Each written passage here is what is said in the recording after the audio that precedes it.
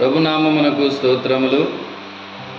క్రీస్తునందు ప్రియమైన దేవుని బిడలారా, మరొకసారి మనమంతా ఈ రీతిగా కలుసుకోవడానికి ప్రభు మనకు సహాయం చేశారు. అందును బట్టి ఆ దేవాది దేవునికి స్తోత్రాలు చెబుతూ ఈ సమయంలో ఒక వాక్య భాగాన్ని మనము ధ్యానం చేద్దాం.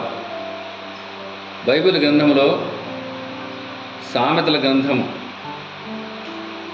14వ అధ్యాయం 2వ వచనాన్ని చూద్దాం.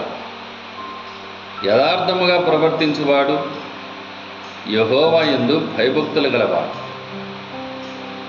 ఒక వ్యక్తి దేవుని భయము భక్తి కలిగి ఉన్నట్లయితే యథార్థంగా జీవిస్తాడు. యథార్థంగా జీవించట్లేదు అనంటే అతనికి దేవుని భయం లేదు అని అర్థం. దేవుని యందు భయభక్తులు కలిగినటువంటి వాడు యథార్థంగా మాట్లాడతాడు, అబద్ధాలు మాట్లాడు. ఏ వ్యక్తితో అయినా కూడా తాను సత్యమే పలుకుతాడు.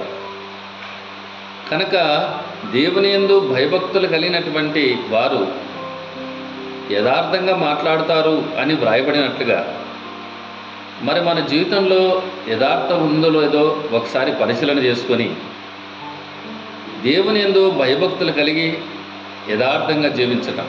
బైబిల్ చెప్తుంది, యథార్థవంతులట ఆయన ముఖ దర్శనం చేసుకుంటారు అని.